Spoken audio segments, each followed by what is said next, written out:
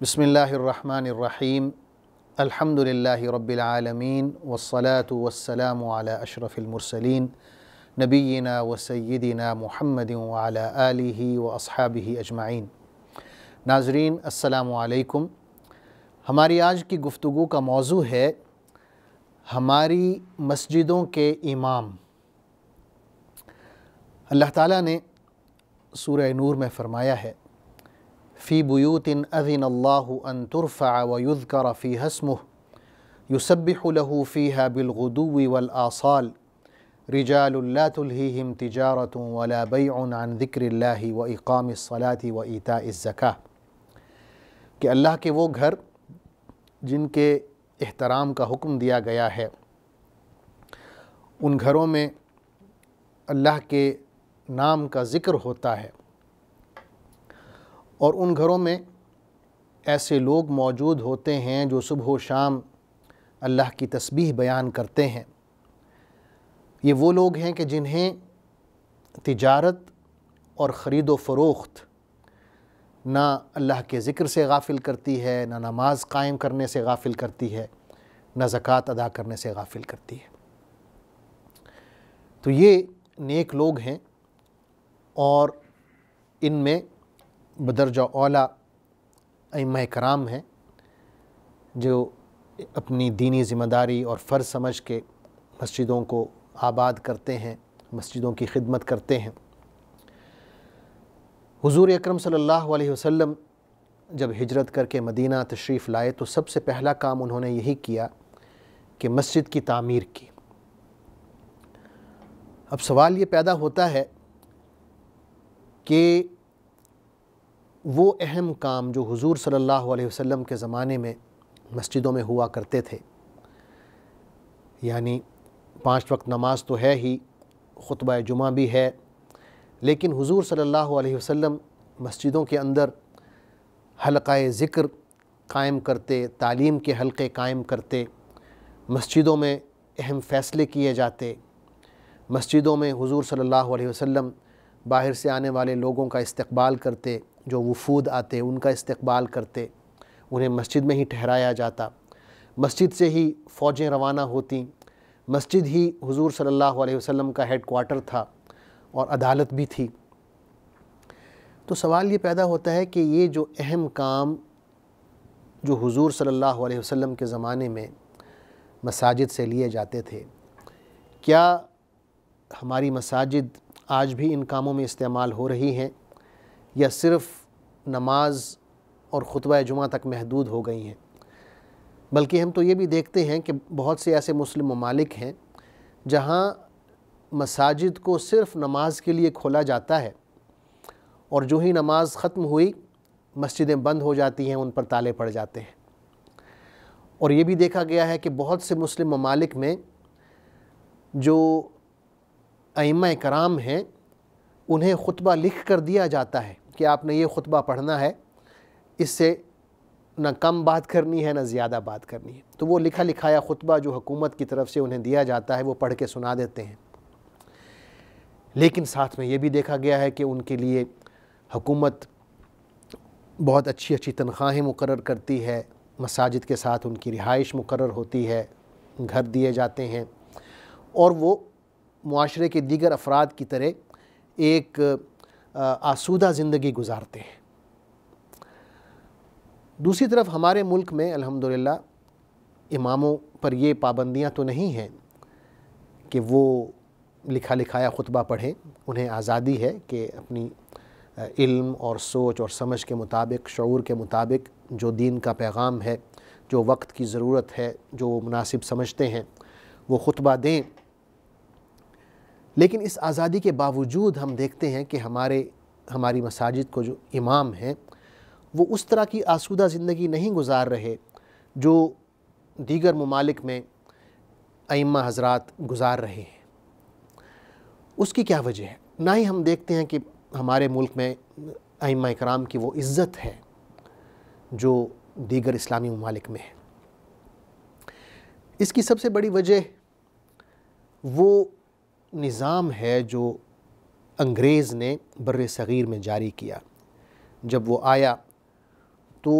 جتنی بھی مساجد تھیں ان کے ساتھ بہت وسیع اراضی وقف تھیں، تو انگریز نے وہ ساری اراضی جو ہیں بحق سرکار ضبط کی اور ان اراضی کو ان کے جو وفادار تھے انگریزوں کے ان میں بانٹ دیں اور ایک جاگیردارانہ نظام کی ابتدا ہوئی۔ تو جب یہ اراضی مساجد سے چھن گئیں اور ائمہ کرام کا جو آمدنی کا ذریعہ تھا وہ ختم ہو گیا،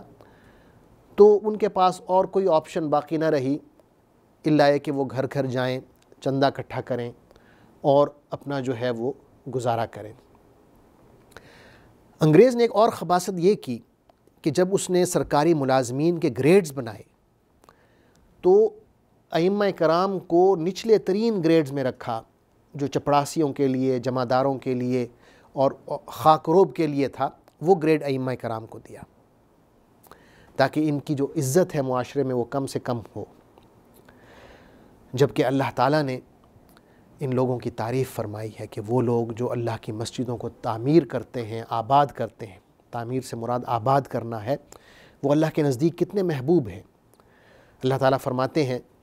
انما یعمر مساجد اللہ من آمن باللہ والیوم الآخر واقام الصلاۃ وآت الزکاۃ، کہ اللہ کی مساجد وہ لوگ آباد کرتے ہیں جو اللہ پر، یوم آخرت پر ایمان رکھتے ہیں، جو نماز قائم کرتے ہیں، جو زکوٰۃ دیتے ہیں۔ تو ناظرین، ہمیں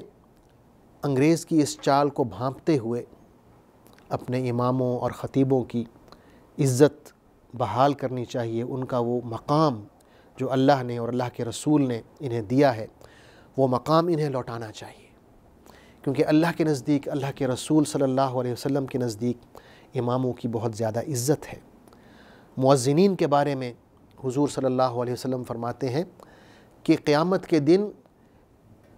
ان کے قد اونچے ہوں گے، ان کی گردنیں لمبی ہوں گی، یعنی یہ نمایاں لوگ ہوں گے جو مخلوق خدا میں نمایاں ہوں گے، کیونکہ یہ اذان دیتے تھے، لوگوں کو اللہ کی طرف بلاتے تھے، نماز کی طرف بلاتے تھے۔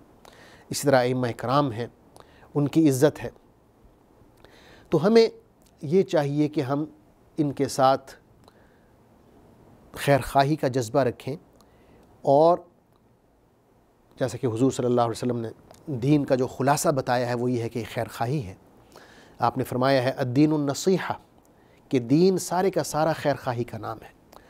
لوگوں نے پوچھا کہ یا رسول اللہ، یہ خیر خواہی کس کے لیے ہے؟ تو آپ نے فرمایا للہ ولی رسولہ ولی کتابہ ولی ائمۃ المسلمین وعامتہم، کہ یہ آپ کو خیر خواہ ہونا پڑے گا، مخلص ہونا پڑے گا اللہ کے لیے، اللہ کے رسول کے لیے، اللہ کی کتاب کے لیے، اور مسلمانوں کے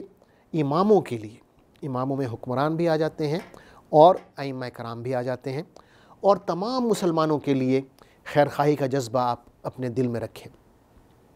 تو ہم پر لازم آتا ہے کہ ہم اس خیر خواہی کے جذبے کے تحت اماموں کو بھی نصیحت کریں کہ اگر ان سے کوئی غلطی ہوتی ہے تو سب کے سامنے اس کی نشاندہی کرنے کے بجائے علیحدگی میں ہم بات کریں۔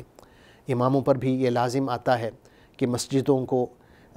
فرقہ واریت کا گڑھ نہ بنائیں، اس میں کوئی ایسی بات نہ کی جائے جس سے فرقہ واریت کو ہوا ہو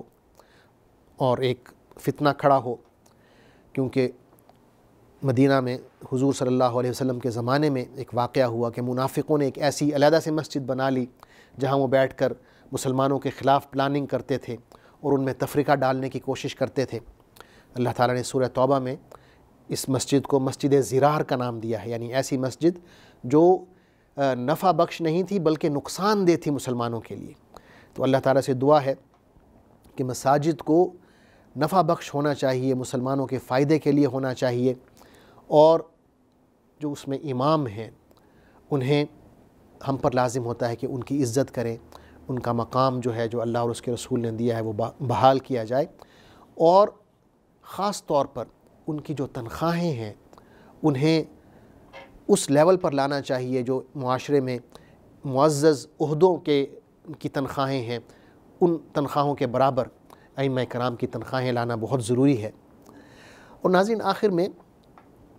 یہ بات بھی بہت اہم ہے کہ جو مساجد ہیں وہ اللہ کے ذکر کے لیے بنائی گئی ہیں، اقامت الصلاح کے لیے، نماز قائم کرنے کے لیے بنائی جاتی ہیں۔ یہ کسی کے ذاتی نفع کے لیے نہیں بنائی جاتی. یعنی جہاں اماموں کی عزت کی بات ہو رہی ہے وہاں ائمہ کرام پر یہ بھی لازم ہے اور عام پبلک پر بھی یہ لازم ہے کہ مسجد کو اپنے ذاتی نفع کے لیے نہ استعمال کیا جائے. مثال کے طور پر حدیث میں آتا ہے کہ ایک دفعہ ایک شخص نے مسجد میں اعلان کیا کہ میری فلاں چیز گم ہو گئی ہے،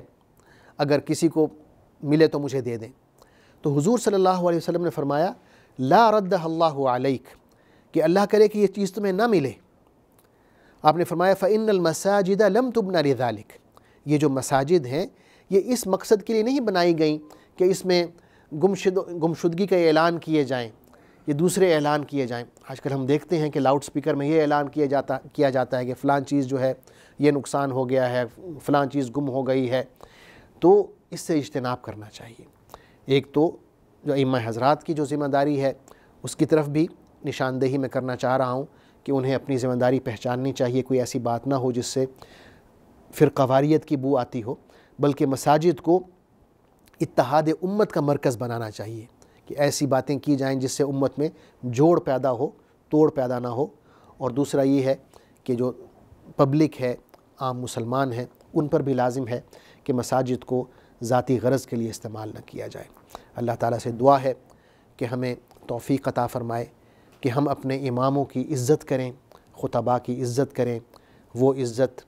جو ان کی شان کے لائق ہے، کیونکہ اللہ نے اور اللہ کے رسول صلی اللہ علیہ وسلم نے اماموں کی اور مؤذنوں کی